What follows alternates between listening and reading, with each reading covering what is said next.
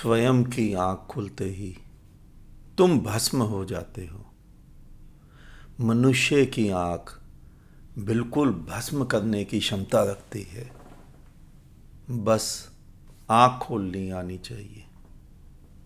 और जैसे ही मनुष्य आंख खोलता है और आंख के खुलते ही एक घटना घटती है कि उस आंख खोलने वाले के सारे कर्म, सभी पाप पुण्य कर्म सभी भस्म हो जाते हैं। वो भस्म क्यों होते हैं? क्योंकि उन कर्मों की डोर जिसके हाथ में थी वहां वही भस्म हो जाता है।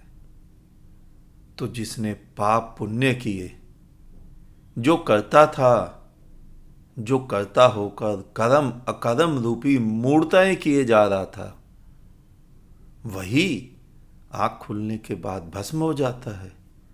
आंख खुलते ही भस्म हो जाता है। तुमने तुकाराम की जीवनी नामक पुस्तक पढ़ी होगी। किसी ने तुका से पूछा, तुका, तुम्हारे प्रारब्ध का क्या हुआ? तुका पूछता है, किसका प्रारब्ध?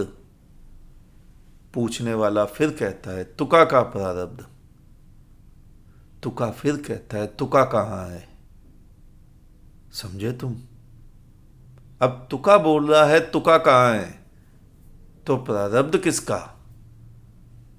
कबीर का वचन सुना है ना तुमने? अब पीछे पीछे हर फिरे और कहत कबीर कबीर। अब कबीर कहां बचा जो हरी हरी कहे? कबीर को पड़ी भी क्या है?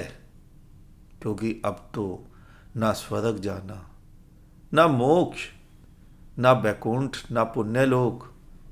जब जाने वाला ही नहीं रहा तो जाना किसने है? यही मार्ग है उसके द्वार के भीतर जाने का। लेकिन तुम तो कुछ और ही सोचते हो।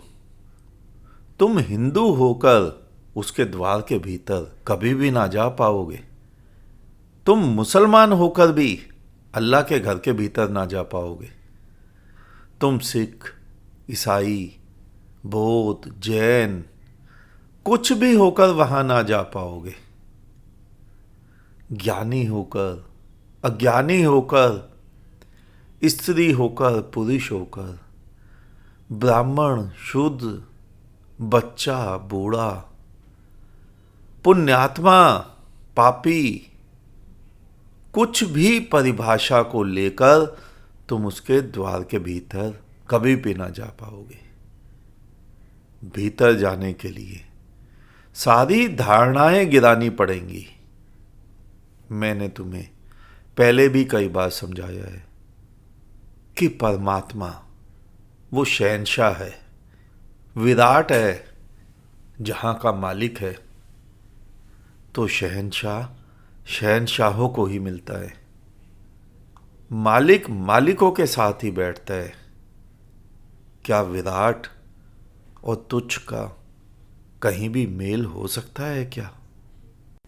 नहीं, वो विराट है और मनुष्य तुच्छ, बूंद बराबर। अब बूंद जब तक बूंद बनी रहेगी वो सागर से भिन्न ही तो रहेगी। अगर उस बूंद को सागर बनना है तो इसकी विधि तो बुद्धों के पास है। उस बूंद का बूंद होकर सागर बनना असंभव ही है। बस यहीं तक का पाठ पढ़ा हुआ है तुम्हारे सारे तथाकथित धर्म गुरुओं ने, महात्माओं ने। तभी वो कहते हैं बूंद सागर नहीं बन सकती।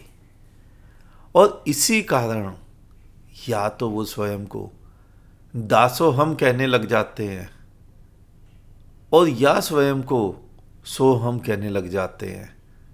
इनकी माला जपते रहते हैं। दोनों ही स्थितियों में वो सागर से भिन्न ही तो रहते हैं। सागर बहुत दूर और वो स्वयं बहुत दूर। लेकिन अगर बूंद को सागर बनना है तो वो विधि बुद्धों के पास है। आखिर कबीर की भी तो बूंद सागर बनी।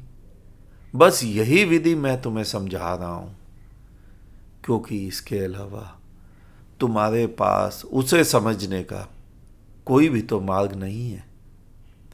अगर मार्ग होता ही तो तुम पहुंच ना गए होते। अगर मार्ग होता ही तो तुम्हें भी परमात्मा का साक्षात्कार हो ना गया होता। लेकिन हुआ तो नहीं अभी तक। और जिस दिन उसका साक्षात्कार हो ही जाएगा, तुम भी मेरी तरह मस्त हो जाओगे, तुम भी मेरी तरह पागल हो जाओगे, तुम भी मेरी तरह दीवाने हो जाओगे।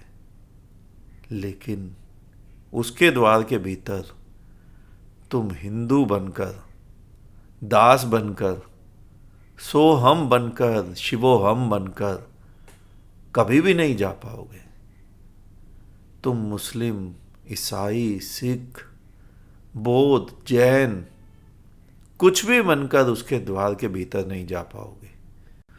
ना तिलक लगाकर, ना टोपी पहनकर, ना आरतियां गाकर, ना प्रार्थनाएं गाकर, ना नमाजें पढ़कर, ना अरदासें गाकर, ना मोमबत्ती जलाकर उसके द्वार के भीतर जाने का तो एक ही मार्ग है कि तुम मिट जाओ। तुम्हारा मिटना होगा और उसी क्षण उसका प्रकट होना होगा। होगा एक ही साथ। जब तक तुम हो तब तक वो नहीं हो सकता। होगा वो कहीं और होगा, लेकिन तुम्हारे सामने नहीं होगा। और जिस क्षण तुम मिटते हो उसी क्षण वो प्रकट होता है। बस करना केवल इतना है कि अपनी आँख खोलनी है, स्वयं को ही भस्म करना है। जिस दिन तुम्हारी आंखें खुल जाएंगी उसी दिन तुम भस्म हो जाओगे। खुले जब चश्म हुए तुम भस्म। बस यही विधि है। आज इतना ही। शेष किसी और दिन। अंत में तुम्हारे भीतर बैठे परमात्मा को मेरा नमन। तुम सभी जागो, जागते रहो।